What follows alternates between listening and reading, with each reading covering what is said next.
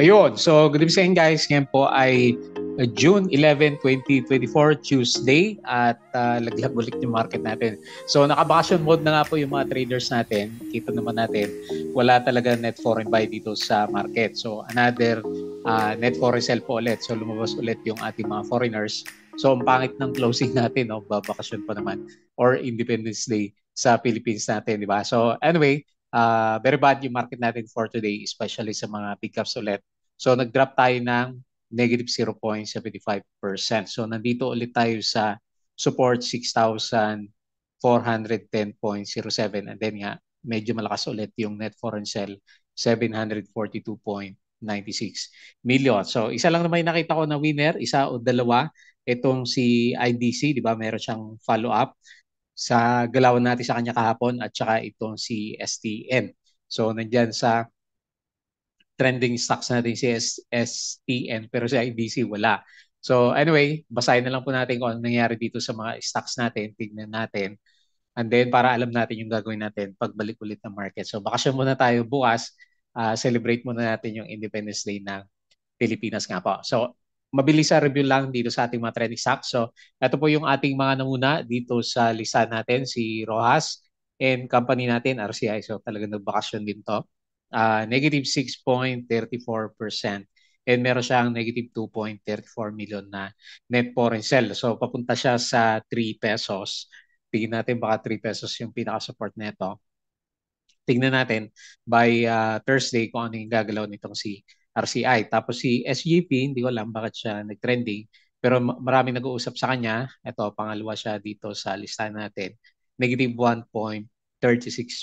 So, meron siyang 856K na net foreign sell dito sa market natin. And then si STN, so ito nga po yung pinaka-winner ng market natin for today's trading. So, nag-close siya ng, kala ko ceiling to, no? 37.5%. So, ang bilis ng galaw na ito. Anong umaga, mga 8 or 6% lang to. Pero pagdating ng second half, mga 2 p.m. yata yon, biglang nagkaroon ng volume. So, nag-loss, rather nagkaroon siya ng net foreign sell na 34.6K naman. Tapos sa mga blue chips, dalawa dito, representative natin, si Aboitiz Equity Ventures at saka itong si Converge natin. So 0% lang naman si Aboitiz Equity Ventures natin. So silipin na rin natin siya kasama yung ibang mga blue chips pero net foreign sell pa rin. So hindi pa rin maganda yung premonition natin siguro kahit na magbukas tayo by Thursday. Meron siyang negative 59.73 million na net foreign sell dito sa market. Tapos Double Dragon, ayan, pabaliktad din. Another loss for today, negative 2.89%. Meron siyang 261K net foreign sell dito sa market naman natin. Tapos si Converge, ayan, so last dito sa listahan natin, sinama natin siya, si REC hindi rin naman masyadong gumalaw. Kaya ito na lang, so nag-drop kasi siya ng negative 2.67% din. And meron siyang 200K na net foreign buy dito sa market. Ayan. So nasa vacation mode na nga po. Plus, di ba, medyo mahina yung piso. So inversely correlated tong dalawa. Uh, bumababa yung value ni peso natin. So tumataas yung number niya. Yung index natin is bumababa din naman yung kanyang galawan. Okay, so next Thursday na lang ulit natin bisitahin ko ano magandang mangyari dito sa market. Ayan. So disclaimer guys, as usual, yung ating review is for education purposes lang po yan. So wag mong gagamitin to as a reason para mag-buy, sell, or hold ng stocks. Meron po kasing risk na involved sa market. Due diligence lang po ako ano gusto mong bilhin ng stocks. And then follow mo lang po ako dito sa ating Palabi Trader. Subscribe ka lang para updated ka sa trending stocks review. So nasa bad times ulit tayo ng market. Or kung gusto mo is join ka dito sa trading group naman natin. So yung mga nakasubscribe, maraming salamat po. Ayan, so nagbakasyon din yung mga viewers natin. Medyo may na. So trending stocks review, yung ating mga company reviews, yung mga sample trades sa market, basic indicators, technical analysis, yung mga risk management.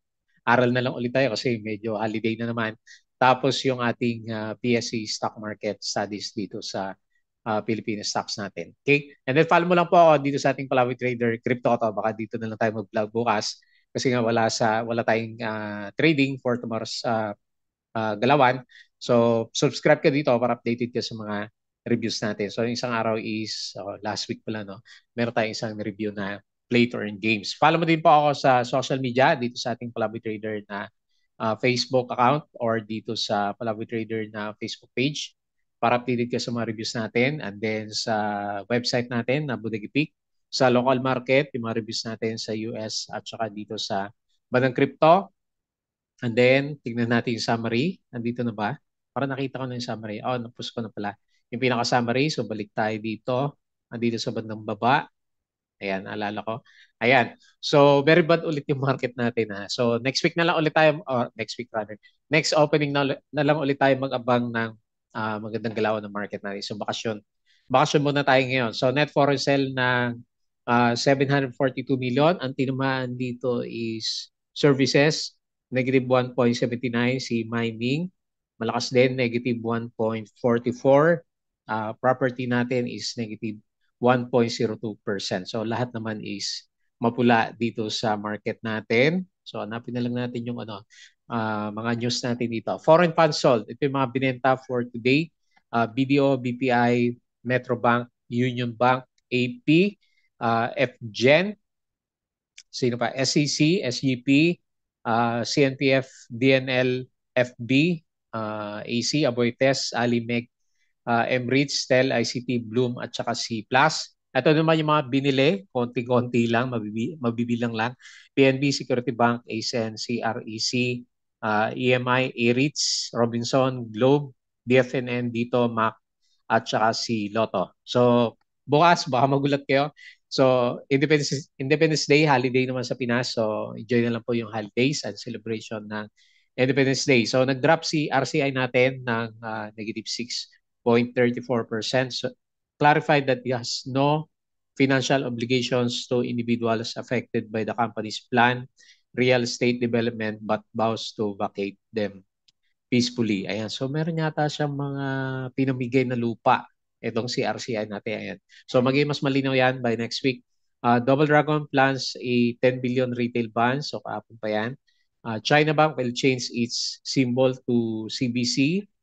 Mayor expects a significant increase in rates in June due to high pass-through charges, digital bank promos. Ano ba meron dito? Totoo ba ito mga to? Promo rate is 15%. May cap siya. Pero laki niya na. 15%, no? So yung common lang natin sa bangko is 3%. Maya Bank is 15%. Naghanap si Instagram kasi medyo pangit talaga yung market natin. So double check mo na lang. Wilcon, negative 0.22 siya. Ayan, may catalyst siya. 95 store in Santa Barbara, Pangasinan.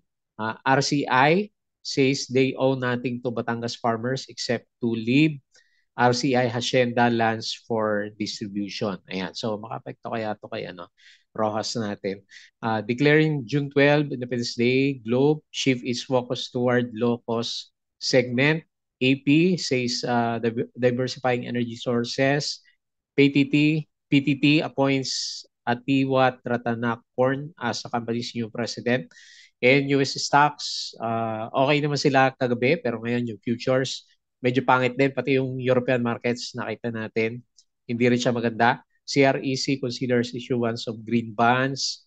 FDC, Hospitality Corporation, beefs up portfolio by enhancing its established hotel brands. Tapos yung galawan natin kahapon naman. Okay? So okay yung nag-red tong si US market natin nung opening, di ba? Nung nire-review natin siya. And then suddenly is nag-green siya nung medyo malapit na yung closing, pero ngayon is pullback naman dito sa US markets natin. Okay? So patalasas ulit. Ayan guys, so yung ating Patreon channel, sabi ko sa inyo kung gusto mo ng guide sa trading sa Philippine markets, pwede kang sumali dito, i-check mo lang po. Ayan, habang bakasyon, scrutinize mo yung Patreon channel naman natin. So ano to, trading sa Philippine markets. Yung crypto, hindi na muna. Hindi natin maharap lahat yan. Ayan. So double check mo na po yan. Okay, so tingin tayo dito sa galawan ng market. So very bad. Ano ba, another retest na naman ng RSI natin dito sa bandang baba. So medyo pangit yung mga indicators natin sa kanya. So ayusin ko lang. Medyo downtrend yung RSI natin. No? Downtrend siya, ganun din yung market natin. And mukhang bubutasin yung ulit yung 6,400 na support natin. Kasi yung closing natin sa ngayon is negative ulit, di ba? Negative 0.75. Tapos meron pang net foreign sell.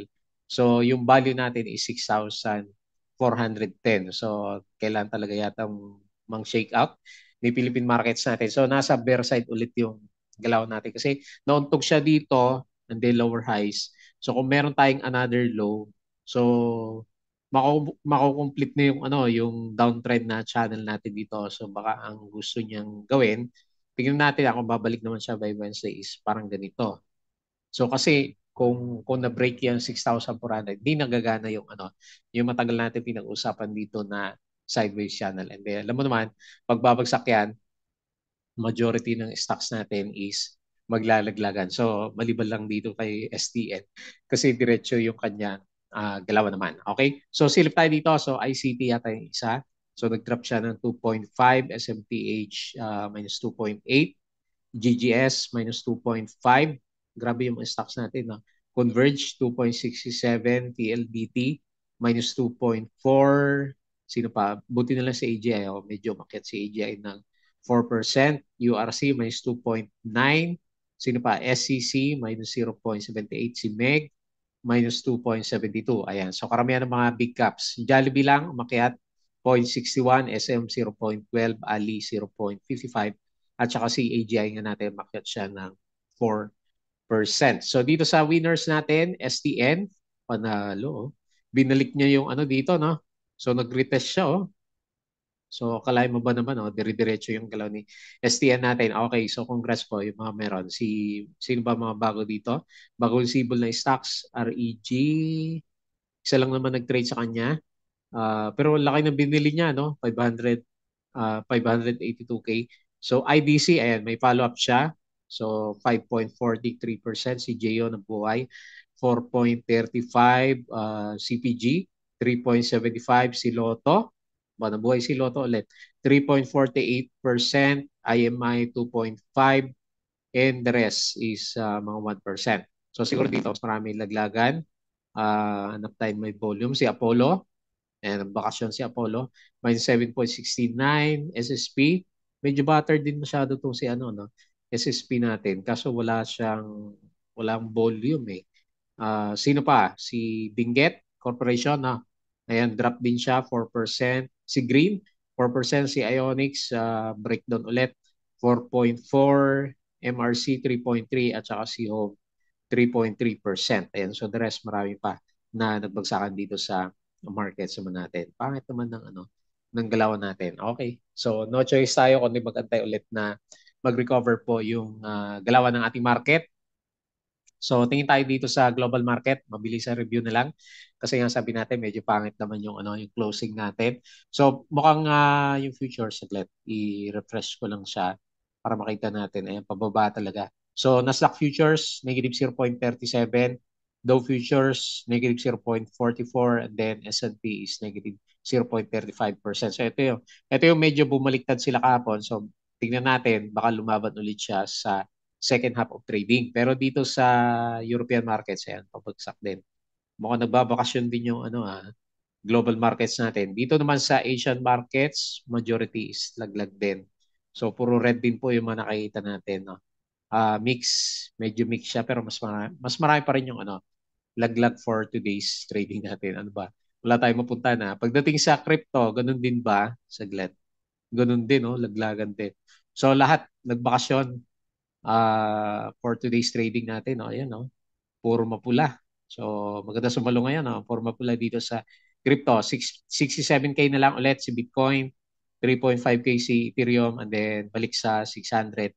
Ito si BNB. Laki din ang drop ni mga 3% yung drop na galaw natin dito. Ayan, no? Pabagsak lahat.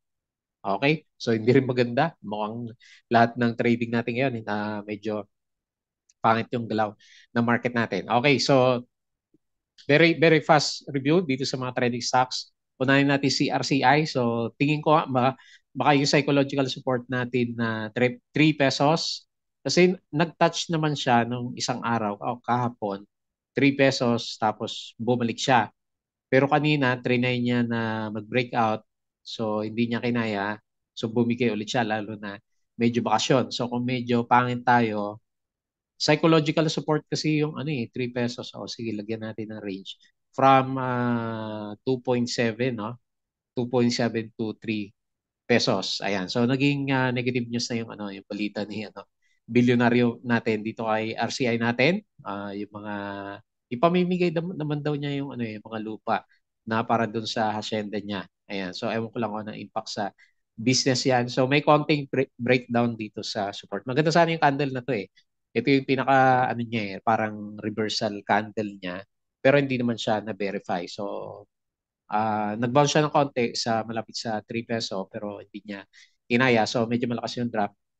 Negative 6.34%. Kinain din niya yung galaw niya kapon. So negative 2.34%. At then makita mo dito, medyo patas-dos na nga yung ano, mga indicators din natin sa kanya. No? So pag sinukat natin yung RSI 50, saglit, sukatin natin siya. Ayan. So medyo nag-bearish yung sentiment kay RCI natin. Ayan. Abang-abang na lang tayo kasi mali mo magkaroon ulit siya ng another spike na parang ganito. Diba? So, pero ang galaw na yan, talagang ano siya, very sudden yung spike na yan. So, anyway, tignan natin. Hopefully, hindi na siya umabot dito sa 2.7. Kasi kung hindi, mas mahirapan siyang, technically, mas mahirapan siyang bumalik kasi ang drop niya ngayon is halos 30% na. Okay? So, abang-abang na lang tayo dito kay RCI. Next, SCP. Wala naman ako nakitang balita kay SCP. Marami din yata nakabantay dito at nag-trending yung galaw. So, malit lang naman. Negative 1.36%. And then, meron siyang 856K na net foreign sell. Kung ito yung pinaka-channel natin sa kanya last time, para magbe-breakdown din. Ayan, so siguro kaya siya pinag-uusapan. So ito yung pinaka-trend natin. And then, nagre-retest siya dito sa bandang support level natin. Wala na kasing balita doon sa ano, Maharlika Foundation natin. Ha. So pababa din lahat ng indicators natin sa kanya, RSI at saka MACD, and slightly below 50 yung ating as RSI level naman. Ayan. So, pa-bearish yung mga stocks natin. Ha? Ayan. So, ito, isang pampalubag loob. So, congrats doon sa mga malakas ang trading sense dito sa market natin. Kasi laki ng binalik niya. No? So, yung opening niya last time na binagsak niya in just, ilan ba to? 1 month, no? So, nag-100% na to. Bagger pala tong si STN natin. So, yun lang. Medyo sagad na siguro yan. Tingnan natin by next week kung meron pa siyang igagalaw, pero 37%. And then, masyadong overbought na. Nasa 84 siya and 34.6K net foreign sell. So, kumbaga, nasan ba yung support natin? Hindi natin makita, no? Okay, so sige, nauntog siya ng konti. Lagyan natin ng malit na Fibonacci. 1.54 ang sinasabi ng Fibonacci natin. So mag-coincide ba yan doon sa ano? Kung extended Fibonacci naman siya, yung gagamitin natin sa kanya. So, ang sabi naman dito is dito, yung pinaka-next na support. Pwede dito sa 1.8 or 1.6. Ayan. So, tingnan, pag meron pa, di talagang ano, buenas yung mga nakabili dito kay STN natin. Okay, so sobrang lakas ng sipa. Lahat ng indicators is sobrang taas. Nagka-volume siya eh. Kung titignan natin yung ano, 5-minute chart niya. Mga 2 p.m. to eh. Nakita ko yung meron siyang ano, ayan oh, binomba siya dito. So yung galaw na yan, simula dito, nag 10% siya. Namigay pa pala siya. Akala mo babagsak na, pero biglang ano, biglang may sumipa kay STN natin. Okay, so nandiyan yung mga traders natin. Tignan natin ba next week kung kaya niyang butasin yung siguro psychological na lang no, 2 pesos na pinaka main na resistance naman natin sa kanya. Balik ko nga yung ano, saglit para may reference tayo by next week. Okay. So, ang sabi niya dito naman is 2.15. Ayan. So, para medyo meron tayong support tsaka meron tayong resistance para kay STN. Next, representative na lang siguro ng blue chips, Aboitiz Equity Ventures. Okay. So, lumalaban pa rin naman. Marami yata may hawak kay Aboitiz Equity Ventures. So, lagay ko na yung support dito sa 37.56. Okay, okay pa naman Okay pa naman po. Pag tinignan mo siya, so naka-breakout pa rin naman yung candle natin. So, yun lang. Siguro pinag-usapan kasi yung net net foreign sell tayo, tapos parang mauntog yung RSI level niya. So negative 59.73 million net foreign sell. Pero makita mo dito, medyo bumabawi naman na. Kasi nag-higher low yung RSI. Ganun din yung MACD formation natin sa kanya. Ayan. So marami yata nag-worry kay Aboitiz Equity Ventures. Next, Double Dragon. Okay, so wala pa. Naghanap pa ng support si Double Dragon. Pwede na siguro to sa Fibonacci. Lagay natin dyan kasi bearish na yung ano eh. Dalawang candles natin sa kanya. So, next na support na is dito. Ayan, iba nakuha kong indicator natin. Nasa 11. Yung pinaka-next na support level natin. Patayin nyo lang po yung mga may hawak sa kanya kasi bearish pa naman yung lahat ng indicators. So, nagko-correct muna siya kasi sobrang taas yung ginalaw niya from the past few days. Diba? Nagkaroon siya ng mga spike na galaw. Kinain na rin niya yung breakout niya dito. So, medyo delicate pa hanggat wala tayong nakikita na green candle ulit. So, negative 2.84% and 261K net foreign sell. So, yung 10 billion retail bonds niya, good catalyst yun kapag medyo natapos na. So, ongoing pa rin naman, di ba? And then lastly, si Converge, another blue chips. Kinain na yung mga gains ko dito kaya kay Converge natin. Ayan. So, yung breakout niya, nagre-retest siya ulit. So, tignan natin kung ano ba, bumalik na talaga sa bandang loob. Balik loob na si Converge natin or another formation lang ng higher low formation natin sa kanya. Ayan. So, next week natin makikita yan. Medyo bearish yung konti yung RSI MACD. Pero sige, tignan natin. Mali mo, mag-bounce tayo dito sa MA20 by next week para balik ulit tayo dito sa 11.3 na usapan. Kung hindi, babalik tayo dito sa ito yung sideways natin last time, di ba? So kung medyo umilalim siya dito. Pero wala pa rin naman tayo napapansin na medyo malakas na net foreign sell po dito ay Converge. So negative 2.67% and 200K net foreign buy naman. Okay, so yun lang muna yung ating review. So wag muna natin alalahanin yung market. Enjoy muna natin yung bakasyon nyo po dyan sa Pilipinas. So yung mga OFW may pasok pa rin kahit na Independence Day ng Philippines. So as usual, bago tayo mag-close, please don't forget to subscribe dito sa ating collaborator na YouTube channel. Join ka lang sa group. Crypto ko to. Abangan mo na lang. Dito lang siguro tayo mag-vlog bukas. Later in Games. Facebook account, Facebook page, Bodega Peak, Twitter, Patreon channel. Yung mga gusto po ng guide sa trading sa PSC market. Bad times, good times. Sali ka lang po dito. So yun lang. Maraming salamat. Kita po tayo sa Thursday ulit.